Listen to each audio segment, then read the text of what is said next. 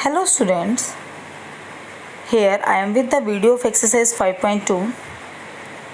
I hope कि आप सभी ने चैप्टर 5 की इंट्रोडक्शन वीडियो देख ली होगी। जिन्होंने चैप्टर 5 की इंट्रोडक्शन वीडियो नहीं देखी है वो उसे भी देख लें। अब हम एक्सरसाइज स्टार्ट करने से पहले इसमें यूज़ होने वाली बेसिक एंगल्स को रीड करते हैं। देखो, आपने इंट्रोडक्शन वीडियो में किया था, ये दो पैरेलल लाइंस हैं, ट्रांसवर्सल कट कर रही हैं। इनमें कौन कौन से एंगल्स बनते हैं? पहला हमारा बनता है कोरेस्पॉन्डिंग एंगल। कोरेस्पॉन्डिंग एंगल क्या होते हैं? जो सेम पोजीशन पर बनते हैं, वही होते हैं ना। पोजीशन मतलब कि दोनों सेम होंगे, या अपर एक्सटीरियर एंगल या दोनों ही इंटीरियर। या हमने और किया था, ये होते हैं एफ़ की शेप में। एफ़ में ये लाइन के नीचे वाला नीचे के बराबर, ऊपर वाला ऊपर के बराबर, ये होते हैं हमारे कोरेस्पॉन्डिंग एंगल। तो अब यहाँ पर ये वाला इसके बराबर होगा 1 2 के, और ये 3 एंगल किसके इक्वल होगा? 4 के। 5 किसके इक्वल होगा? 6 के। 7 8 के। यही होंगे कोरेस्पॉन्डिंग एंगल्स हमारे। इधर ऊपर वाला ऊपर के बराबर, इधर का नीचे वाला इधर नीचे के बराबर, इधर ऊपर वाला ऊपर के बराबर, इस साइड नीचे वाला नीचे के बराबर। ये होते हैं हमारे कोरेस्पॉन्डिंग एंगल्स। नेक्स्ट हमारे आते हैं अल्टरनेट इंटीरियर एंगल।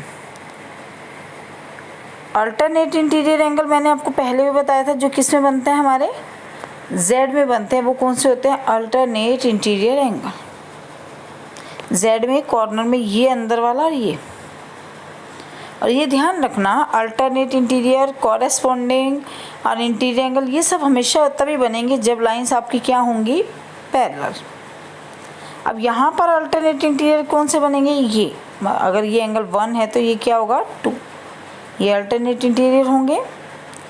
और दूसरे कौन सा? एक जेड इधर से भी बन सकता है, तो ये वाला इसके बराबर होगा। मान लो ये 3 और ये 4 है, तो ये होते हैं अल्टरनेट इंटीरियर एंगल। दूसरी चीज़ आपको ये ध्यान रखनी है, जो कोरेस्पॉन्डिंग एंगल होते हैं वो भी क्या होते हैं? इक्वल होते हैं।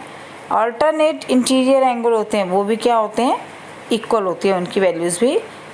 थर्ड हमारे एंगल हैं हमारे पास interior angle on the same side of transversal. देखो, पहले तो हम इंटीरियर एंगल होते हैं ये और ये इंटीरियर है। बाकी ये सारे कौन से हैं? बाहर वाले एक्सटीरियर एंगल होंगे यहाँ पर। तो हमारे पास प्रॉपर्टी है interior angle on the same side of transversal. तो अब ये ट्रांसवर्सल है, सेम साइड का मतलब ट्रांसवर्सल की ये लेफ्ट की राइट, मतलब लेफ्ट वाले दोनों का पेयर लेना है, 1 और 2 का, और राइट वाले दोनों। और जो इंटीरियर एंगल होते हैं वो क्या होते हैं? Supplementary to each other. 1 और 2 का प्लस कितना होगा? 180। ऐसे ही 3 और 4 का प्लस भी कितना होगा?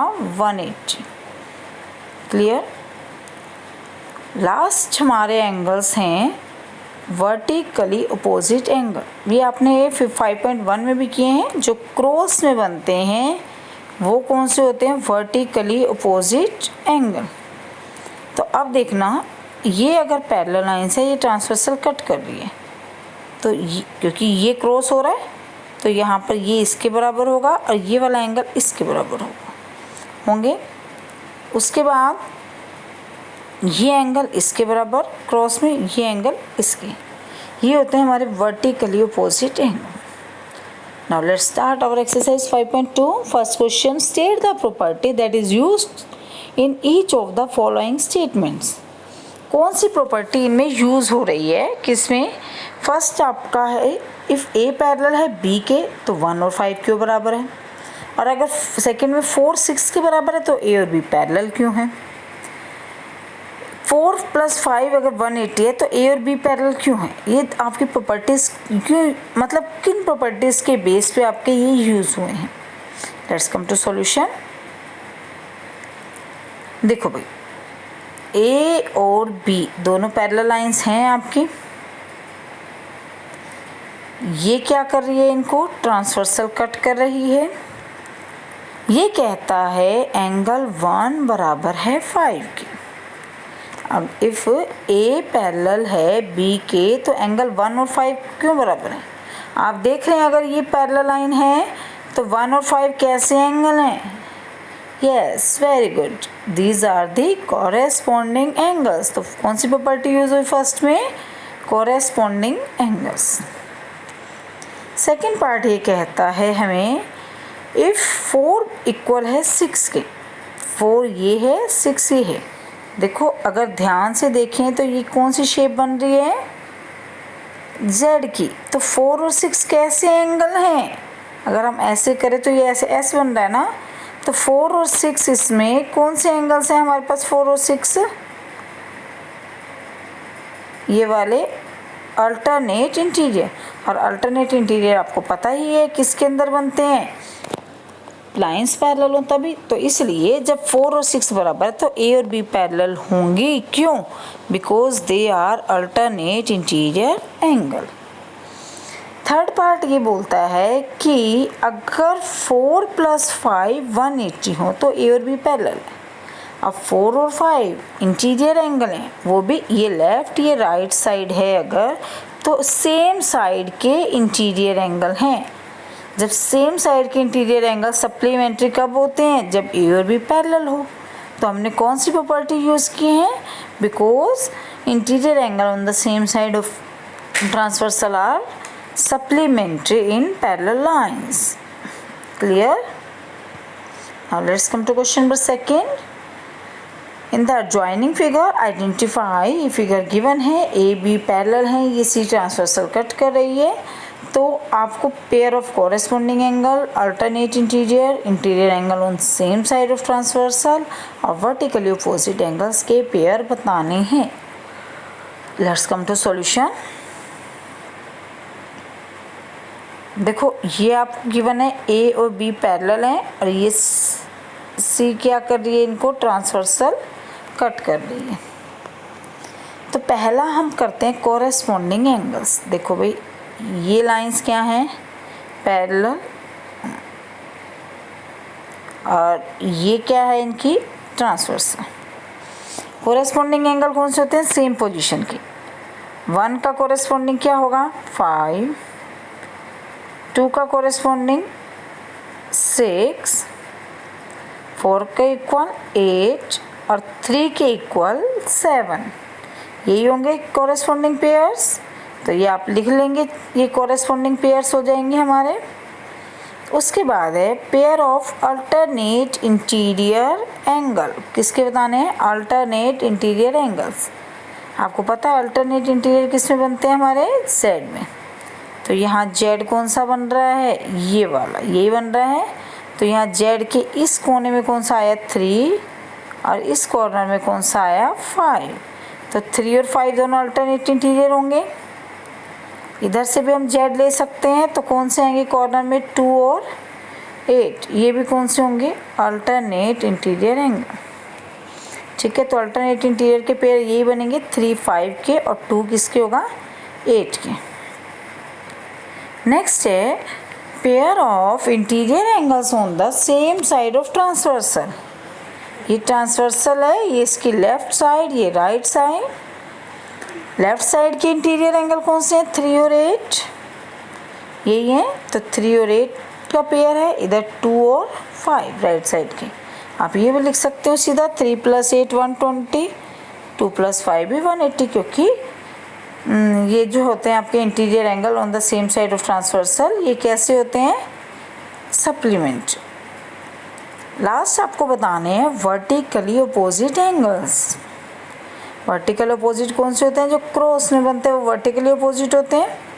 अब यहाँ क्रॉस आपका ये बन रहा है, ये तो देखो ये क्रॉस है, तो ये 2 किसके इक्वल होगा? 4 के, 1 3 के, यही होगा।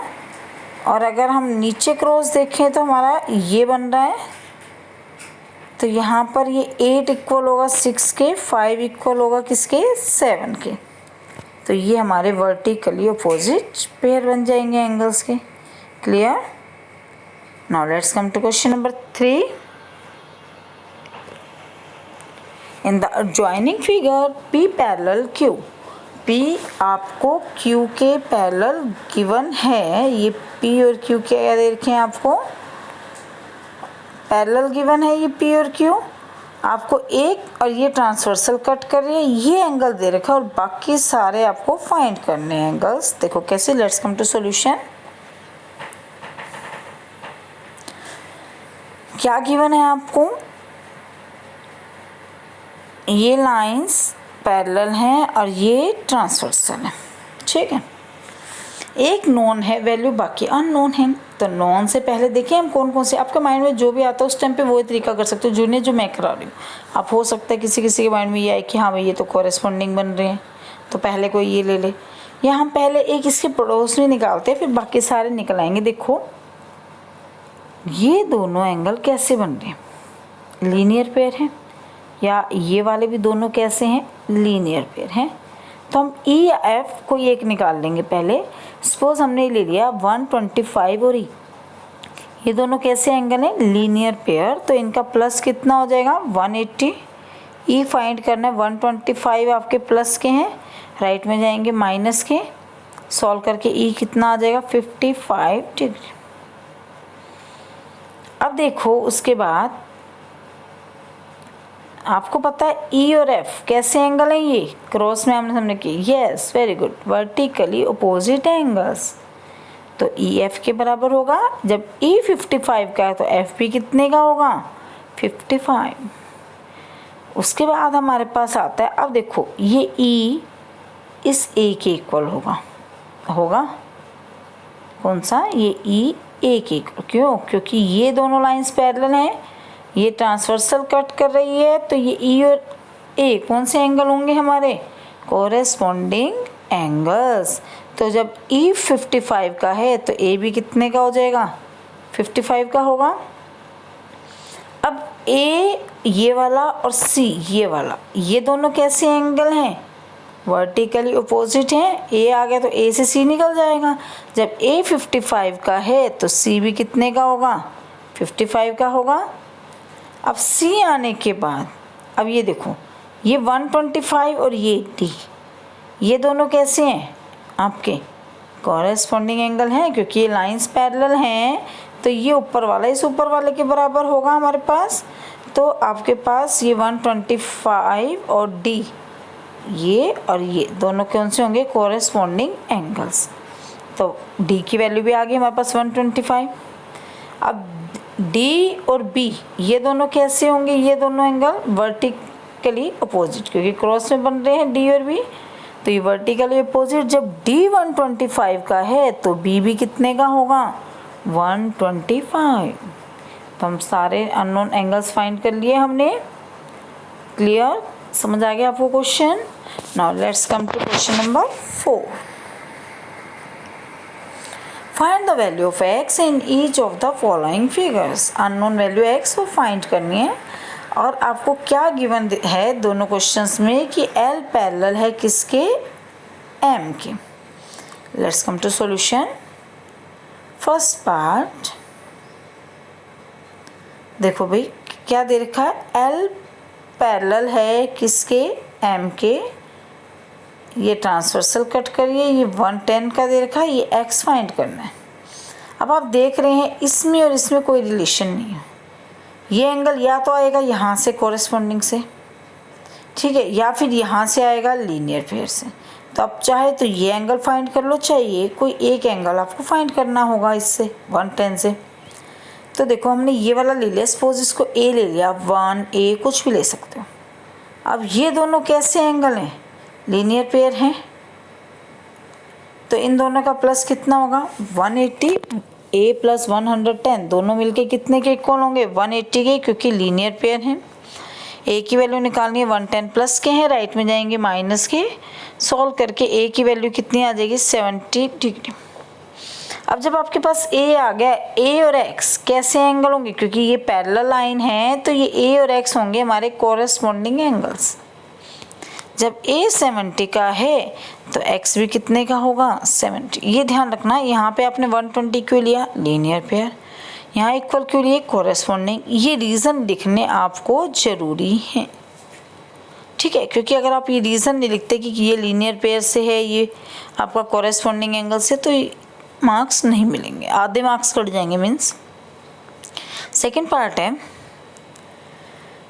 आपके पास, ये देखो एल पैरेलल है। अब इस क्वेश्चन में बच्चे कहीं एक जगह कन्फ्यूज़न आता है, बच्चे क्या करते हैं कि ये दोनों पैरेलल लाइन ले लेते हैं।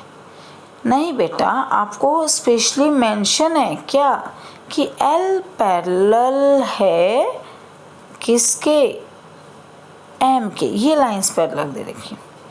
जब ये लाइंस पैरेलल हैं तो मैंने इसको यहाँ ड्रॉ भी किया है, ये एल और ये क्या है एम। एक सेकेंड, ये है एल और ये है एम। अगर इस फिगर को मैं घुमा के आपकी बना दूँ ऐसे, तो एल ऐसे हो जाएगी एम, और ये एंगल दे रखा है और ये एंगल दे रखा है। ठीक है, तो ये कौन से एंगल हैं दोनों, एल और एम। ये दोनों एंगल हो जाएंगे आपके 100 और x कॉरेस्पॉन्डिंग एंगल्स। ठीक है, ये लाइंस पैरेलल हैं आपके पास। देखो, क्योंकि आपके पास ये क्या है, पैरेलल लाइंस हैं, ये ट्रांसवर्सल कट कर रही है, तो ट्रांसवर्सल के इधर ऊपर वाला इस ऊपर वाले के बराबर होगा, तो सिंपली आपके पास आ जाएगा x = 100 corresponding angles. Clear? Now let's come to question number 5। In the given figure, arms of two angles are parallel. कौन सी आर्म्स, एक ये वाली, ये दो एंगल्स गिवन है, ये वाली इसके पैरेलल है और ये वाली है जो आपकी ये इसके पैरेलल है। A B C angle given है, डी जी सी और डी ई एफ की वैल्यूज फाइंड करनी है। Now let's come to solution. देखो भाई, आपको क्या गिवन है, ए बी सी ये वाला एंगल कितने का दे रखा है आपको, 70। एंगल जहाँ बनता है, जैसे यहाँ बी पर बन रहा है, तो बी पॉइंट को हम कहाँ लिखते हैं, बीच में। क्लियर? अब देखो ए बी सी गिवन है, आपको निकालने कौन से हैं, एक तो ये डी जी सी और एक ये मतलब ये डी जी सी और एक ये डी ई एफ ये वाला। तो ये एंगल्स आपको फाइंड करने हैं, ये और ये। देखो बेटा, अगर हम ये पैरेलल लाइंस ले लें, ये ट्रांसवर्सल, तो ये और ये कौन से एंगल होंगे, yes very good, corresponding angles. तो जो डी जी सी है वो किसके इक्वल होगा, ए बी सी के। तो आपके पास जब ए बी सी 70 का है तो डी जी सी भी कितने का आ जाएगा, 70 का कॉरेस्पॉन्डिंग एंगल्स। क्लियर? जब आपके पास ये 70 डिग्री का आ गया, तो अब देखो ये और ये लाइंस पैरेलल हैं, क्योंकि दोनों आर्म्स पैरेलल दे रखे हैं। इससे कुछ ये तो नहीं बोला कि ये वाली पैरेलल है, ये नहीं है, सारी साइड से दोनों आर्म्स पैरेलल हैं। तो ये पैरेलल है, ये ट्रांसवर्सल कट कर रही है, तो ये और ये कौन से एंगल होंगे भाई, कॉरेस्पॉन्डिंग।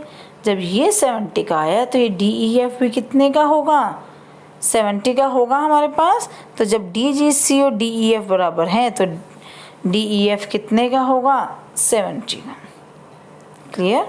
दोनों ही कॉरेस्पॉन्डिंग एंगल से निकाल लेंगे, कर लोगे। Now let's come to question number 6, last question हमारा। In the given figures below decide whether L parallel to M.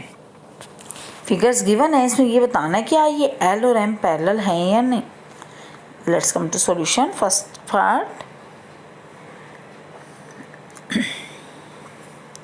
देखो भाई, ये एल और एम पैरेलल बतानी है, ये वाले एंगल्स गिवन है, ये और ये ट्रांसवर्स, ये हमारी ट्रांसवर्सल है।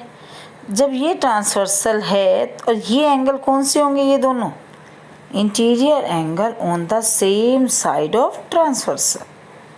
आपको पता है कि अगर ये लाइंस पैरेलल हैं तो इन एंगल का प्लस कितना होगा आपके पास, इन एंगल का प्लस 180 होना चाहिए। तो देखते हैं हम एंगल 1 और इसको हम एंगल 2 ले लेंगे, क्योंकि ये इंटीरियर एंगल है। आपको पता है ना कि ये जब लाइंस पैरेलल हो तो ये इंटीरियर एंगल होते हैं और इनका प्लस सेम साइड के इंटीरियर एंगल का प्लस कितना होता है, 180, क्योंकि ये सप्लीमेंट्री होते हैं। तो हम देखते हैं, इसको हमने एक को 1 ले लिया और एक को 2। तो अगर L और M पैरेलल हैं तो 1 और 2 का प्लस कितना होना चाहिए? 180। तो लिखेंगे if L parallel M then 1 + 2 180। Reason लिखेंगे क्यों होनी चाहिए 180? Interior angle on the same side of transversal. 1 की वैल्यू कितनी है? 126। 2 की वैल्यू 44। प्लस करेंगे इक्वल टू। अब जब आप इनका प्लस करेंगे तो ये 180 के इक्वल नहीं आएगा, क्योंकि इनका प्लस कितना आएगा? 170, और 170 और 180 इक्वल नहीं होते। तो that means interior angle on the same side of transversal are not supplementary in this case. यहाँ पर हमारे पास इंटीरियर एंगल का प्लस 180 नहीं आया। जब सम 180 नहीं आया, that means L is not parallel to M। Clear? एक बार हम L और M को पैरेलल मान के चलेंगे और इनको आप इंटीरियर एंगल लेकर चलेंगे तो आप ये देखेंगे अगर इनका प्लस 180 है तो ये पैरेलल होंगी, otherwise no. Clear? Second part में ये दे रखी है आपको L और M, ये ट्रांसवर्सल गिवन है, ये एंगल 75 का दे रखा है, ये एंगल। अब इनमें तो कोई रिलेशन नहीं है। इस एंगल का रिलेशन या तो होगा इधर से कॉरेस्पॉन्डिंग एंगल, या होगा यहाँ से interior angle on same side of transversal. तो हम कहीं एक से इसको देखेंगे कि इससे कंडीशन सेटिस्फाइड होती है या नहीं। अब देखो ये वाला एंगल इसके इक्वल होगा, क्योंकि ये आपका जो ये लाइंस हैं ये क्या बना रही हैं? क्रॉस बना रही हैं, तो ये वर्टिकली अपोजिट एंगल होंगे। तो 1 किसके इक्वल होगा? 75। वर्टिकली अपोजिट एंगल 1 आ गया। अब आपको पता है कि अगर L और M पैरेलल है, ये ट्रांसवर्सल कट कर रही है, तो ये इंटीरियर एंगल का प्लस कितना होना चाहिए? 180। तो एंगल 1 + 75, अगर L पैरेलल है M के तो 1 और 75 दोनों एंगल का प्लस कितना होना चाहिए? 180। रीज़न लिखेंगे क्यों?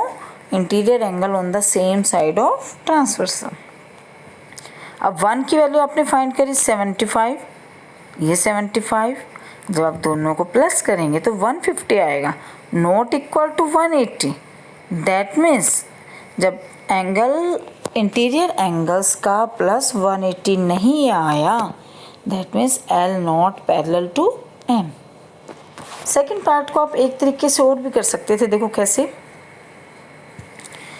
जैसे ये थी आपके पास, ये दोनों पैरेलल बतानी है, ये 75 का दे रखा है, तो हम ये वाला एंगल निकाल सकते हैं। पहले ये दोनों कैसे होंगे?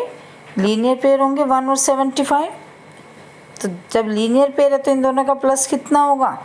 180। सॉल्व करके 1 की वैल्यू कितनी आ जाएगी? 105। अब एंगल 1, अब देखो जब आपके पास ये लाइंस पैरेलल हैं तो एंगल 1 और 75 इक्वल होने चाहिए, क्योंकि कॉरेस्पॉन्डिंग एंगल्स हैं। तो if L parallel to M then 1 equal to 75 because corresponding angles. But लेकिन आपने देखा 1 की वैल्यू तो 75 नहीं आई, so L not parallel to M। Clear? Now third part है इसका। थर्ड पार्ट में देखो आपके पास क्या गिवन है। थर्ड पार्ट में आपको ये प्रूफ करना है L और M पैरेलल हैं या नहीं। ये एंगल 57 का गिवन है और ये एंगल कितने का है? 123। ठीक है, तो अब देखो आपको पता है इन दोनों में कोई रिलेशन नहीं है, तो हम वही पहले हम 57 के हेल्प से ये एंगल 1 निकाल लें, फिर 1 और ये 123, ये दोनों इंटीरियर एंगल हो जाएंगे, फिर इनको चेक कर लेंगे।